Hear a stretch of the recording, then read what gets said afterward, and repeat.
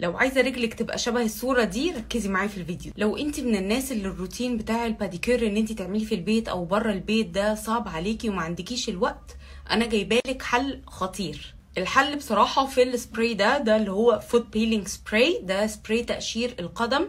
عايزه اقول لكم ان هو باحماض الفواكه وفي احماض سيتروسي كتير جدا، سواء بقى من الليمون او من البرتقال. ده بيقشر الجلد بتاع الرجل. هو عامل كده زي السكرابز اللي لما بتعملي كده هو بيطلع حاجات كده بتنزل، بتبقى منها طبعا جلد ميت ومنها السبستنس نفسها.